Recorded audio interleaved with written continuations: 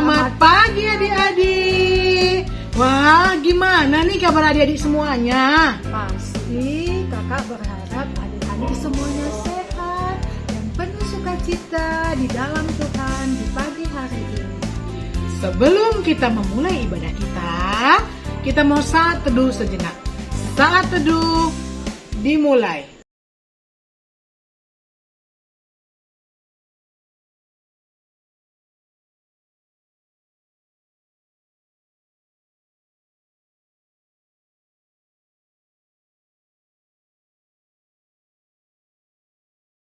Saat teduh selesai.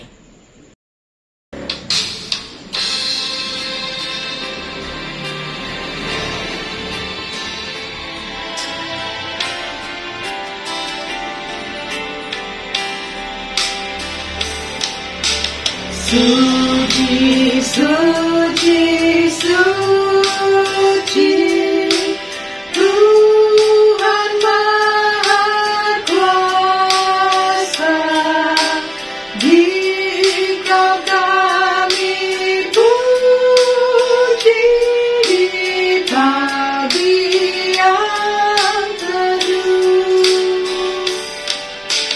Suci, suci, suci, murah dan perkasa, Allah Tritunggal, agung namamu. Nah, adik-adik, sebelum kita memulai ibadah kita mau berdoa terlebih dahulu. Ayo, sebelumnya mana tangannya? Kita nyanyi dulu ya. Tanganku ada 2, 5 jarinya, ku kumpul jadi 1, ku lipat dan berdoa. Tuhan Yesus yang baik, terima kasih untuk berkat-Mu berupa kesehatan. Kami dapat bangun dalam keadaan yang baik hari ini, dan kami siap untuk memuji Tuhan melalui ibadah hari Minggu ini. Berkatilah ya Tuhan ibadah kami, sehingga semuanya kami dapat memuji Tuhan dengan sukacita, dengan berkat-berkat yang berasal dari Tuhan. Di dalam nama Yesus kami berdoa, amin. Adik-adik sekalian, pembacaan Mazmur pujian kita terambil dari Mazmur 133 ayat 1 sampai dengan 3. Persaudaraan yang rukun. Sungguh alangkah baiknya dan indahnya apabila saudara-saudara diam bersama dengan rukun, seperti minyak yang baik di atas kepala meleleh ke janggut, yang meleleh ke janggut Harun dan ke leher jubahnya, seperti embun gunung Hermon yang turun ke atas gunung-gunung Sion, sebab kesanalah Tuhan memerintahkan berkat kehidupan untuk selama-lamanya.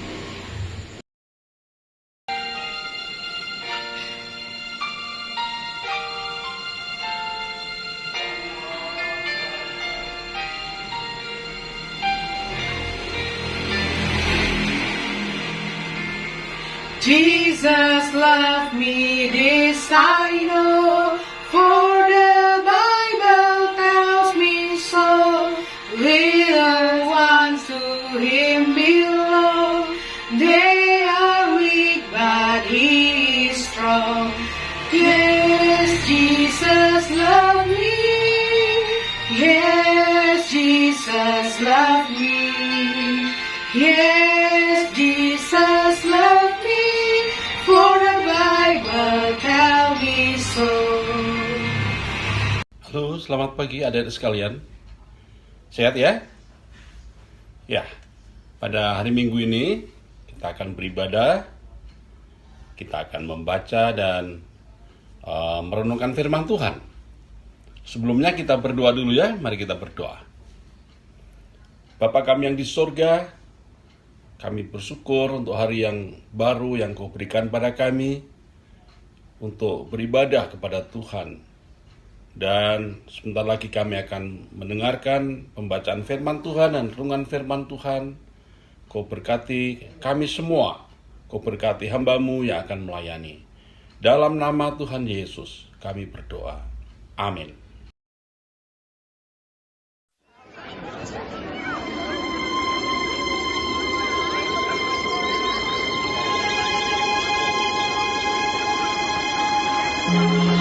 Maka bersiaplah imam besar Eliasib dan para imam, saudara-saudaranya, lalu membangun kembali pintu gerbang domba.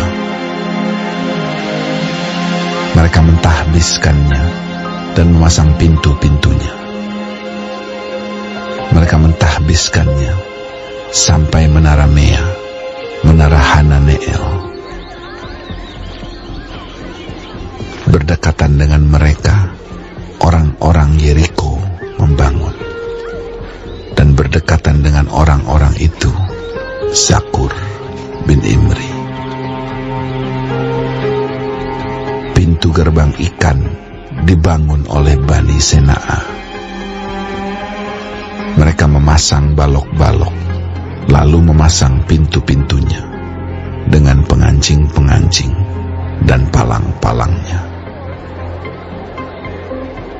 Berdekatan dengan mereka, Meremot bin Uria bin Hakos mengadakan perbaikan, dan berdekatan dengan dia, Mesulam bin Berekia bin Mesezabeel.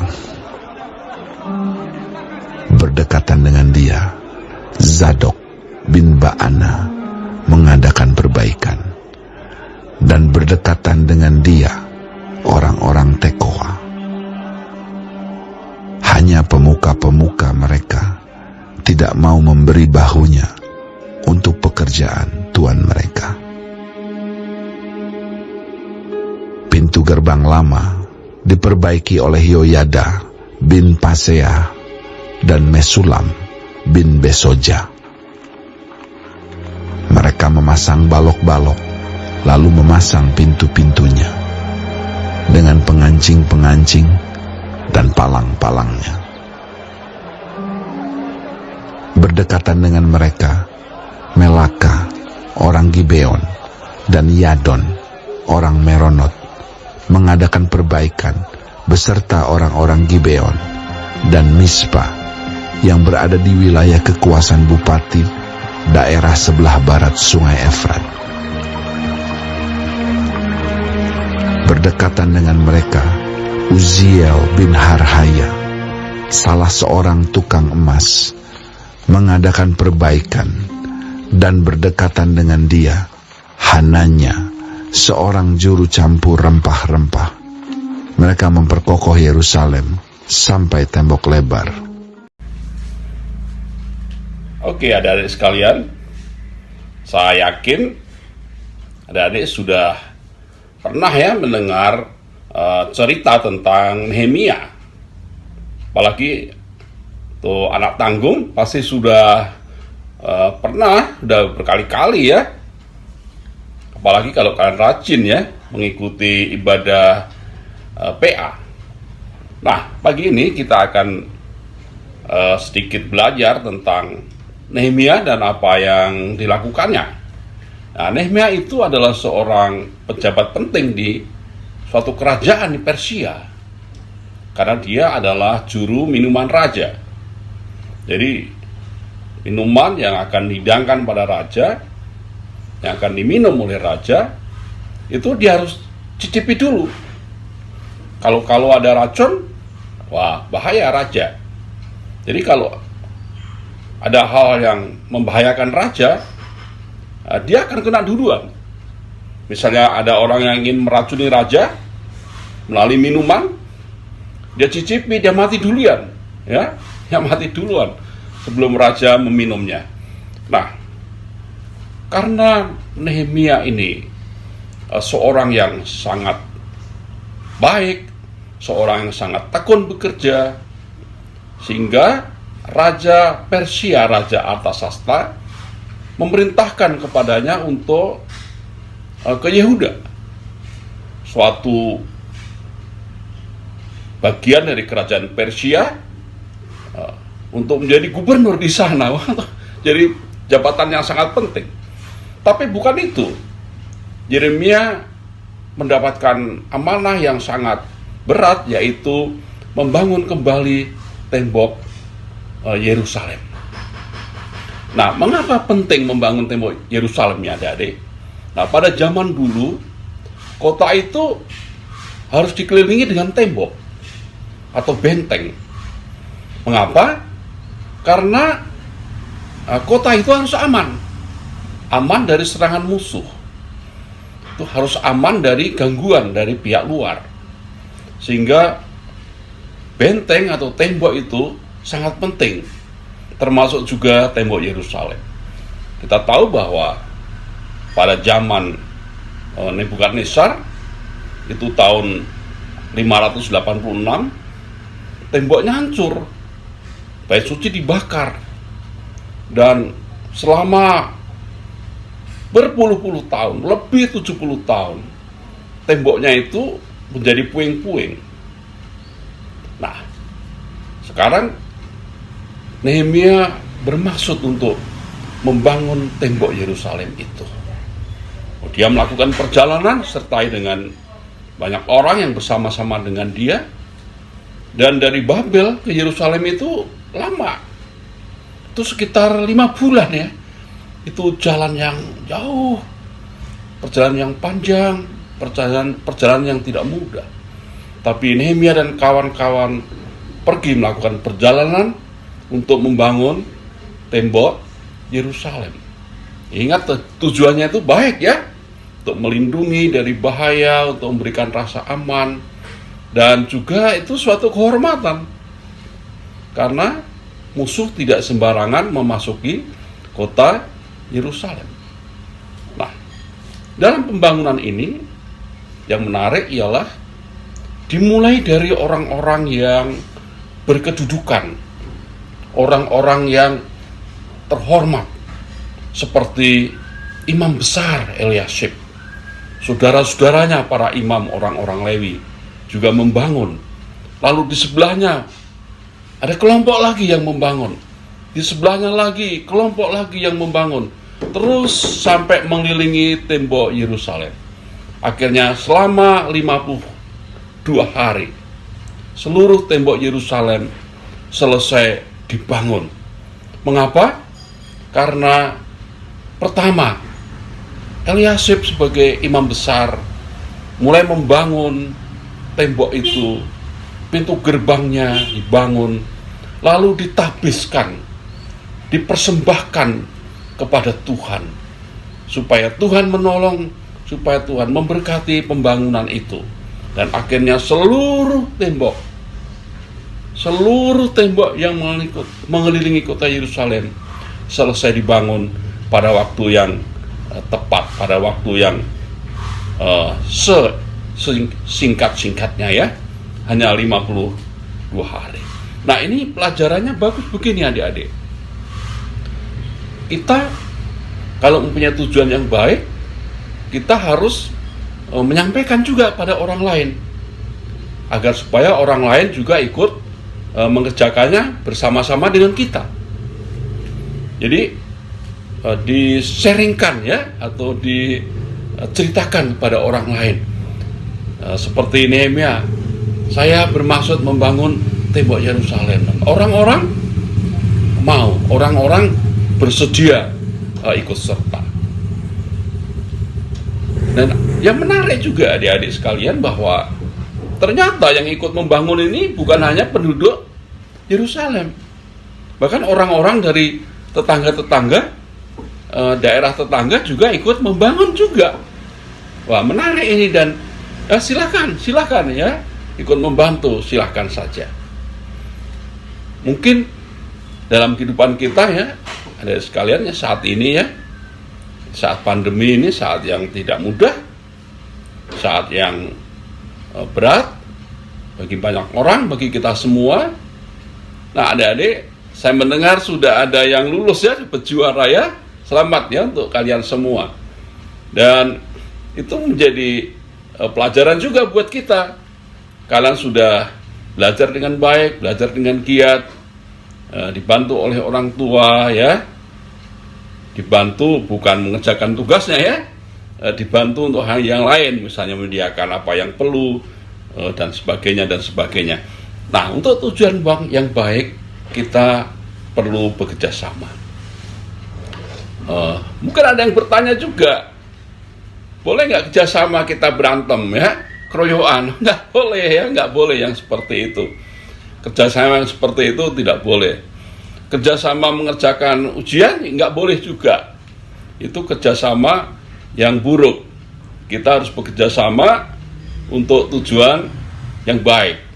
Seperti Nehemia, tujuannya baik ya, melindungi, menjaga kehormatan, menjaga martabat, menjaga keamanan.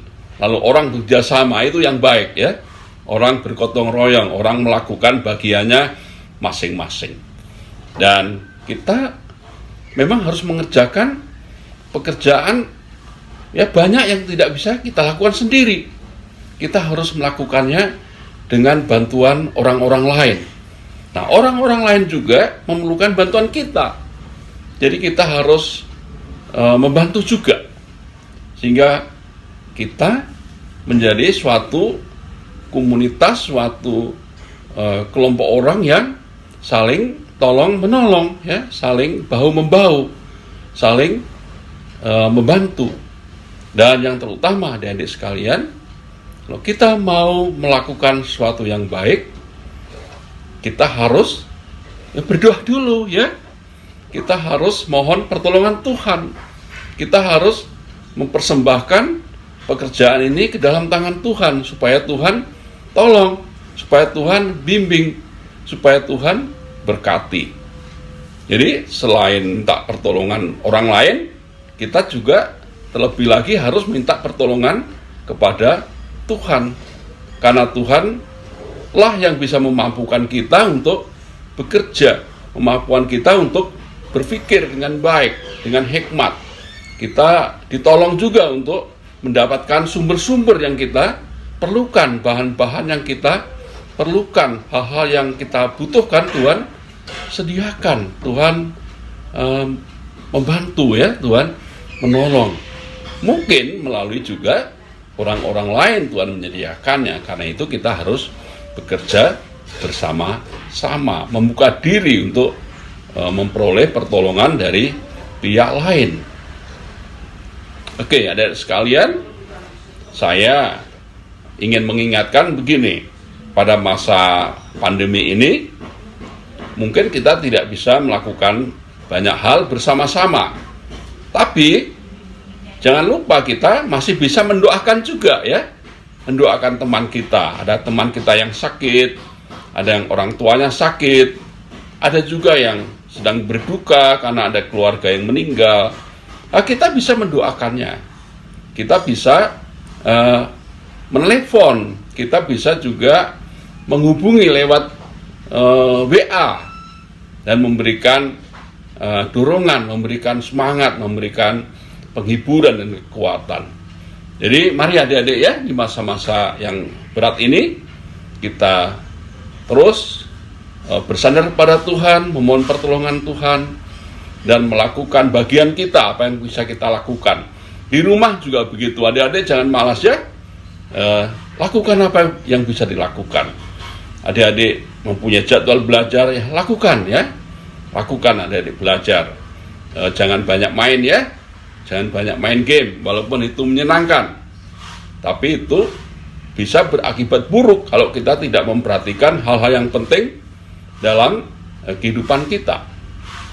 Jadi begitu ya adik-adik ya, mari kita belajar dari Nehemia dan orang-orang yang ikut serta dalam membangun tembok Yerusalem.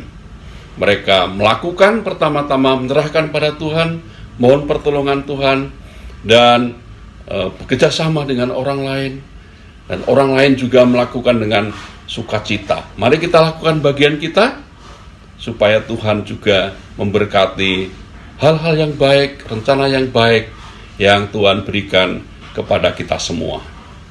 Amin. Adik-adik sekalian, mari kita naikkan doa-doa kita kepada Tuhan ya. Mari kita berdoa. Bapa di sorga, kami bersyukur kami boleh beribadah walaupun secara daring pada hari Minggu ini.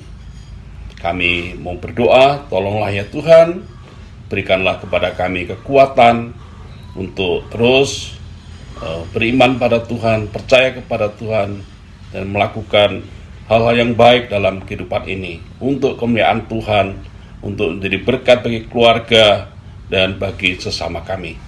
Kami bersyukur anak-anak kami sudah Tuhan tolong dalam sekolah mereka, sehingga saat ini sudah memperoleh hasil yang positif, hasil yang baik.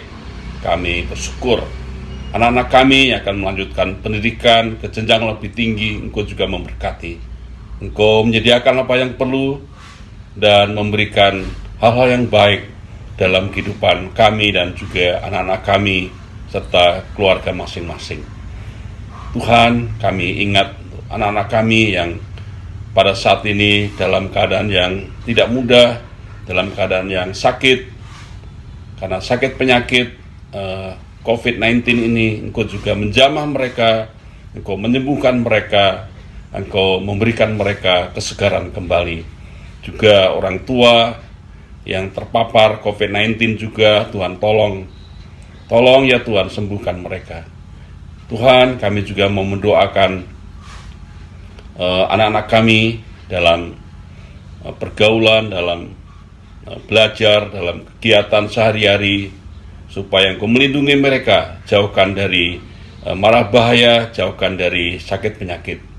Kami mau menyerahkan ya Tuhan juga untuk pelayan gereja kami. Engkau memberkati Bapak Pendeta kami, para presbiter, pengurus pelkat, komisi, panitia. Kami serahkan ke dalam tangan Tuhan. Tuhan, tolong ya Tuhan. Kami juga ingat loh, bangsa negara kami, para pimpinan kami di tingkat pusat hingga ke daerah-daerah. Kiranya Engkau menolong mereka agar mereka boleh bekerja, melakukan tugasnya dengan baik.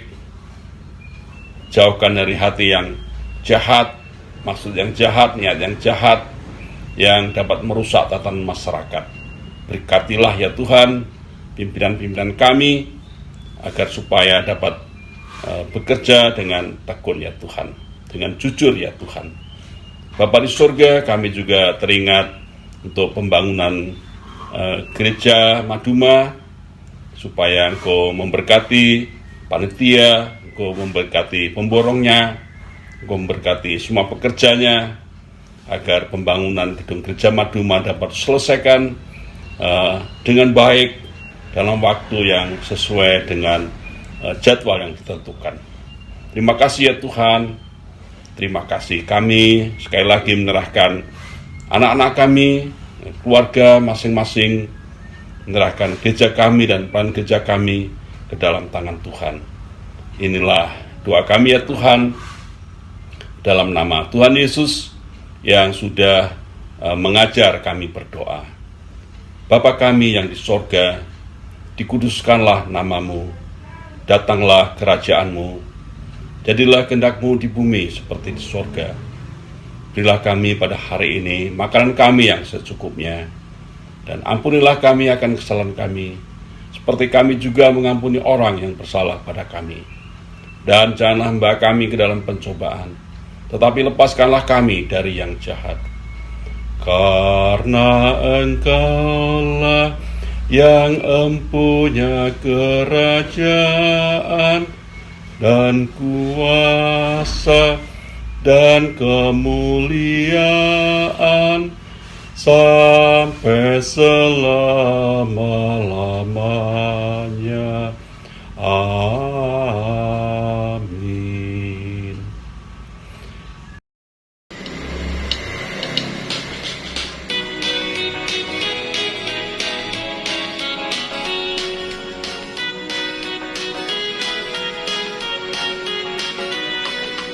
Aku bawa dan berikan persembahanku pada Yesus, pada Tuhan Juru Selamatku.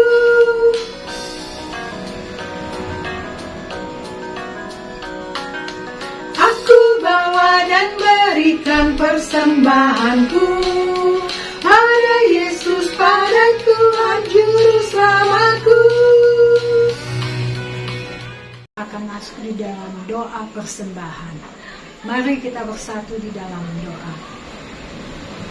Tuhan Yesus, kami datang lagi kepadamu. Kami bersyukur dan berterima kasih atas kasih sayang dan kebaikan Tuhan di dalam kehidupan kami. Dan pada pagi hari ini ya Tuhan, kami akan memberikan persembahan syukur kami. Biarlah Tuhan persembahan syukur kami ini boleh menjadi berkat bagi pelayanan, kasih dan keadilan di rumah-Mu yang kudus. Terima kasih Tuhan. Dengarlah doa ini. Di dalam nama Yesus kami berdoa dan mengucap syukur kepadamu. Amin.